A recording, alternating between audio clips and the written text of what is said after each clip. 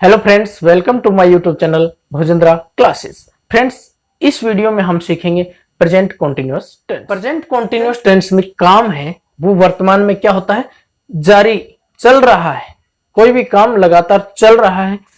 Present में वर्तमान में कोई भी काम लगातार चल रहा है तो ऐसे टेंस को हम कहते हैं प्रेजेंट कॉन्टिन्यूअस टेंस।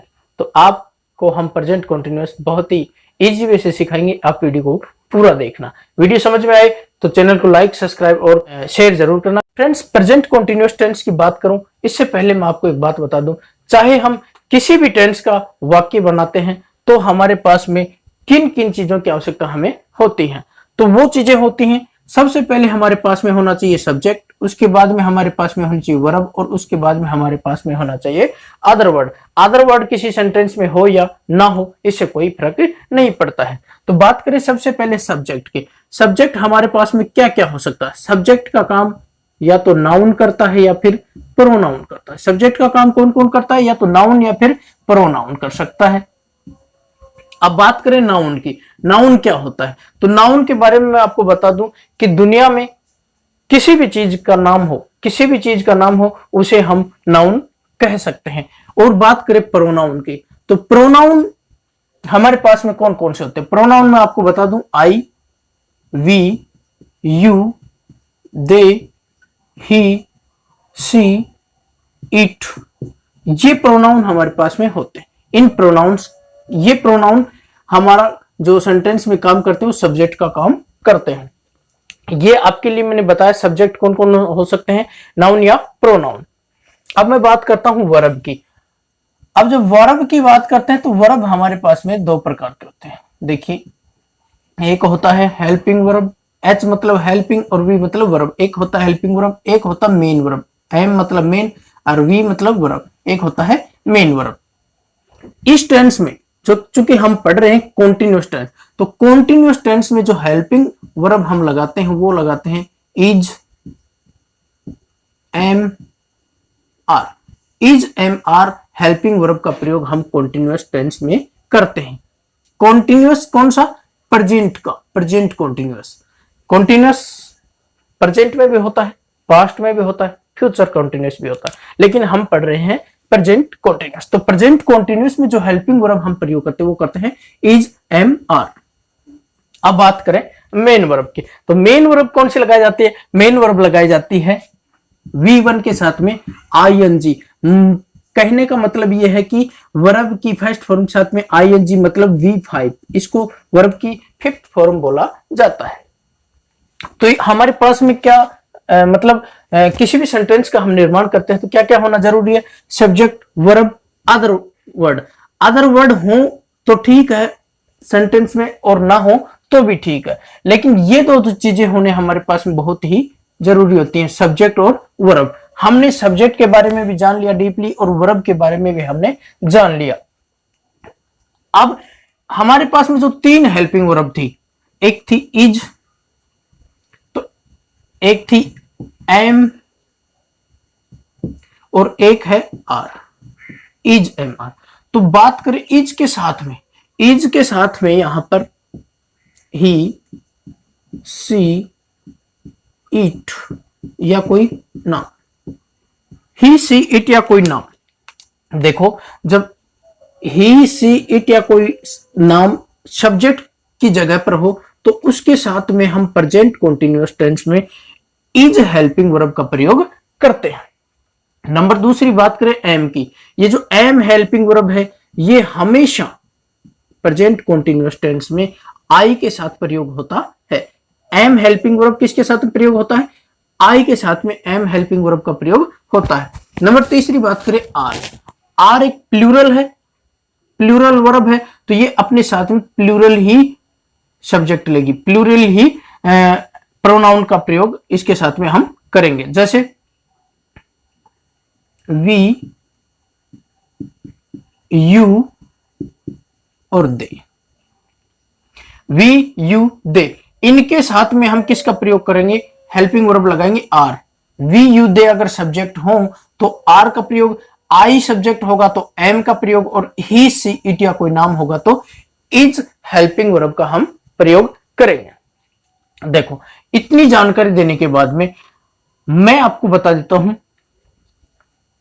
कि अब हम इंग्लिश के वाक्य बनाकर देखेंगे। हिंदी वाक्यों के द्वारा इंग्लिश के वाक्य बनाएंगे। और इंग्लिश के वाक्य बनाने के लिए एक चीज इसमें ये ध्यान में रखना पड़ेगा, ये जो शब्द है कॉन्टिन्यूअस। कॉन्टिन्यूअस का मतलब क्या होता है फ्रेंड्स? कॉन्टिन्यूअस, कॉन्टिन्यूअस से हम एक बार कंटिन्यू, कंटिन्यू, सॉरी आई और लिखूंगा यहां, कंटिन्यू। कंटिन्यू का मतलब होता है लगातार।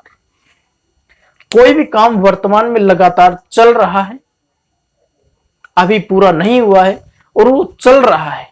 कहने का तात्पर्य यह है कि कोई भी काम प्रेजेंट में चल ही रहा है, चल रहा है, खत्म नहीं हुआ अभी। तो मैं एक बार आपको लिख के दिखा देता हूं, चल रहा है। अब ये चल रहा है मैंने हिंदी में लिखा है, तो मैं बता दूं आपको कि किसी भी हिंदी वाक्य का जो अंतिम जो वर्ड होते हैं वो रहे, वो क्या होने चाहिए? रहा है, रही है, रहे हैं। अगर किसी हिंदी वाक्य का अंतिम जो शब्द होते हैं वो रहा है, रही है, रहे हैं हो, तो वो वाक्य आपको प्रेजेंट कॉन्टिन्यूअस का दिखाई देगा। अब हम ये सारी बातें जान चुके हैं कि प्रेजेंट कॉन्टिन्यूअस में क्या क्या होता है। सब्जेक्ट के बारे में हमने जाना, वर्ब के बारे में हमने जाना, और पहचान थी रहा है, रही है, रहे हैं, इसके बारे में भी हमने अब जान लिया है। तो अब जब हमने इतना जान लिया है तो अब हम क्या करें? अब हम बनाएंगे हिंदी वाक्यों से इंग्लिश वाक्य। यहां मैं आपको बता दूं कि जब हम हिंदी वाक्यों से इंग्लिश वाक्य बनाते हैं, मतलब हिंदी के जो सेंटेंस होते हैं, हिंदी के जो वाक्य होते हैं, उनका जब हम इंग्लिश में जो सेंटेंस बनाएंगे, तो मैंने शुरू में भी आपको बताया था सब्जेक्ट, वर्ब और अदर वर्ड, ये होना हमारे पास में जरूरी होता है। तो सबसे पहले हम बात करें, देखो सेंटेंस 4 प्रकार के होते हैं। एक होता अफर्मेटिव साधारण वाक्य, एक होता नेगेटिव नकारात्मक, एक होता है इंटेरोगेटिव प्रश्नवाचक, और एक होता है इंटेरोगेटिव नेगेटिव प्रश्नवाचक नकारात्मक वाक्य। तो हम चारों के यहां पर क्या लिख रखा है? ये फॉर्मूला लिख रखा है, चारों वाक्य किस प्रकार से हिंदी से इंग्लिश में हम बनाएंगे। जैसे कि हमारे पास में पहला सेंटेंस है, वह पढ़ रहा है। ये वाक्य सिंपल वाक्य, वह पढ़ रहा है। तो बात करें सबसे पहले, वह हमें किस चीज की जरूरत पड़ेगी? सब्जेक्ट। सब्जेक्ट वह को कहा जाता है। इसके बाद में वर्ब मैंने बताया, एक हेल्पिंग वर्ब और एक मेन वर्ब। तो सबसे पहले हेल्पिंग वर्ब लगाए, ही के साथ में मैंने क्या बताया था? कौन सी हेल्पिंग वर्ब लगेगी? इधर देखो, आई के साथ में एम का प्रयोग किया जाता है, यू, वी और दे, इसके साथ में आर का प्रयोग किया जाता है इनके साथ में, और ही, सी, इट, इनके साथ में इज का प्रयोग किया जाता है। ही, सी, इट या कोई यहां पर नाम भी हो सकता है।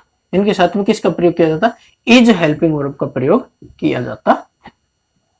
देखिए यहां पर हमने देख लिया कि सब्जेक्ट हमने ले लिया है ही के साथ में हेल्पिंग वर्ब कौन से लगाएं? ही के साथ में क्या लगाएंगे? इज। तो यहां पर हमने हेल्पिंग वर्ब भी लगा दी। अब इसके बाद में हमें लगाना है मेन वर्ब।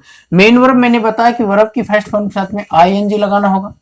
तो वर्ब यहां पर पढ़ना, काम क्या है? पढ़ना। पढ़ने को कहते हैं READ, रीड। इसके लगा देंगे आईएनजी, तो ये हो जाएगा ही इज रीडिंग, और लगा देंगे फुल स्टॉप, क्योंकि अदर वर्ड इसमें है नहीं, तो अदर वर्ड कहां से लाएंगे? है ही नहीं। तो इसके बाद में ये हो गया हमारा सिंपल वाक्य। इसी का हम नेगेटिव वाक्य बनाएंगे। तो नेगेटिव वाक्य में हमारे पास में सबसे पहले होना चाहिए सब्जेक्ट, फिर होना चाहिए हेल्पिंग वर्ब, फिर होना चाहिए नोट, फिर मेन वर्ब और फिर अदर वर्ड। तो सबसे पहले लेते हैं हम सब्जेक्ट, ही नेगेटिव है, ही के साथ में हमें पता है कि हेल्पिंग वर्ब लगेगी इज।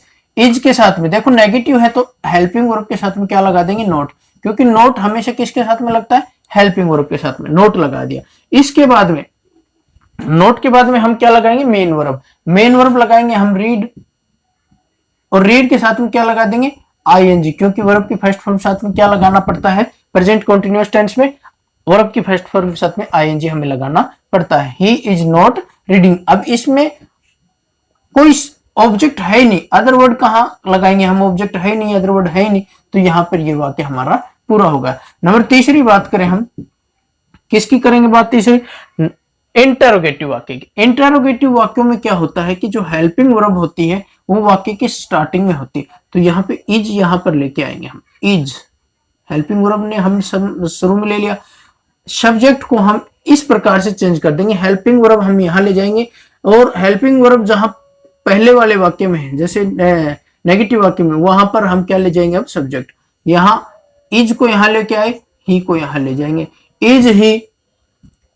अब इंटरोगेटिव है, playing sorry reading, READING, is he reading, question mark, क्या वह है पढ़ रहा है। अब चौथा जो वाक्य होता है हमारा इंटरोगेटिव भी होगा और नेगेटिव भी होगा, तो कैसे बनेगा, इज, देखो हेल्पिंग वर्ब ले ली, सब्जेक्ट लगाएंगे ही, इसके बाद में देखो नोट, नोट क्योंकि नेगेटिव भी है और इंटरोगेटिव भी, इंटरोगेटिव है तो यहाँ पर इज लगा दिया, नेगेटिव है तो यहाँ पर नोट लगा दिया। इसके बाद मेन वर्ब, मेन वर्ब हमारे पास में रीड और इसके साथ में लगा दिया ING, और अदर वर्ड हमारे पास में है नहीं, तो इस प्रकार से ये वाक्य भी पूरा होगा। तो हमने 4 वाक्य बनाए, अफर्मेटिव, नेगेटिव, इंटरोगेटिव और इंटरोगेटिव नेगेटिव। इस प्रकार से आप एक बार इसका स्क्रीनशॉट ले लें, स्क्रीनशॉट लेकर के आप किसी प्रकार से आप अपने नोट्स बनाते हैं उनमें लिखें। और हाँ, मैं आपको बता दूं, अगर मेरा वीडियो आपको समझ में आ रहा है, अगर मेरा वीडियो आपको अच्छा लगे तो मेरे वीडियो को लाइक करना, शेयर करना और मेरे चैनल को सब्सक्राइब जरूर करना, और हाँ बेल आइकन को भी अवश्य दबाना, क्योंकि मेरी आने वाली हर वीडियो के नोटिफिकेशन आप तक सबसे पहले पहुंचे और आप सबसे पहले मेरी वीडियो को वॉच कर सके, तो आप बेल आइकन को जरूर दबाना। इसके बाद में मैं आपको बता दूं कि ये जो हमारा एक सेंटेंस है, हम दूसरा सेंटेंस और बनाकर देखते हैं, इसको मिटा देता हूं मैं। देखो दूसरा सेंटेंस जैसे कि मैं खेल रहा, मैं खेल रहा, सबसे पहले हम देखेंगे कि अंत में क्या आ रहा है, रहा हूं, क्योंकि कंटिन्यूअस टेंस में क्या होता है, काम लगातार चल रहा है। ऐसा हिंदी वाक्य के अंत में दिखाई देगा आपको कि काम के बारे में हिंदी वाक्य के अंत में जो वाक्य, ये जो वर्ड लिखे हुए थे, रहा है, रही है, ये आपको बताते हैं कि काम लगातार चल रहा है, प्रेजेंट में, वर्तमान में काम चल रहा है, पूरा नहीं हुआ है, चल ही रहा है। तो मैं खेल रहा हूं, मतलब मैं खेल रहा हूं, अभी रुका नहीं, खेल ही रहा हूं, तो मैं का क्या हो जाएगा, आई के साथ मैंने बताया कि आई के साथ में हमेशा हेल्पिंग वर्ब लगती है, एम, और क्या कर रहा हूं मैं, काम, एम के साथ में, एम के बाद में क्या लगेंगे, सब्जेक्ट, हेल्पिंग वर्ब, फिर मेन वर्ब, मेन वर्ब क्या लगेगी, खेलने को प्ले कहते हैं, PLAY, और इसमें जोड़ देंगे ING, तो आई एम प्लेइंग। दूसरा बन जाएगा आई एम नॉट प्लेइंग,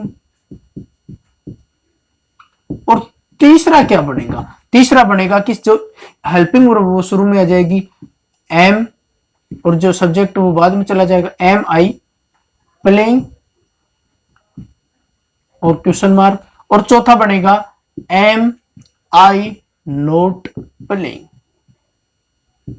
इस प्रकार से आप 4 वाक्य बना सकते हैं। सिंपल वाक्य कहें तो अफर्मेटिव वाक्य, affirmative sentence, negative sentence, interrogative sentence और इंटरोगेटिव नेगेटिव सेंटेंस, इस प्रकार से बनते हैं। इसके बाद मैं आपको बता दूं, एक सेंटेंस और हम निर्माण करके देखते हैं।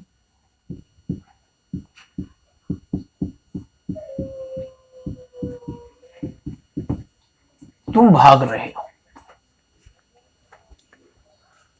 हमारे पास में सेंटेंस है तुम भाग रहे हो, तुम भाग रहे हो, तुम को यू कहते हैं, यू के साथ में हेल्पिंग वर्ब लगाई जाती है आर, यहां पर लगा देंगे आर, यू आर, क्या कर रहे हो, भागने को रन कहते हैं, RUNNING, यू आर रनिंग।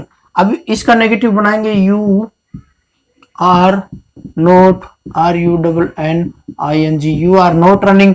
तीसरा बनाएंगे इसका, ये हेल्पिंग वर्ब शुरू में आ जाएगा, अगर हम इंटरोगेटिव वाक्य बनाते हैं तो आर यू रनिंग, RUNNING, और चौथा वाक्य हम बनाएंगे are you not running, RUNNING। इस प्रकार से हम वाक्य बना सकते हैं। तो आशा करता हूं कि आज का वीडियो आपको अच्छा लगा होगा, आपका आज का वीडियो जो है वो समझ में भी आया होगा। तो मेरे वीडियो को लाइक करना, शेयर करना और सब्सक्राइब जरूर करना। और अगर वीडियो समझ में ना आए तो मेरे चैनल को डिसलाइक करना और सब्सक्राइब भी मत करना।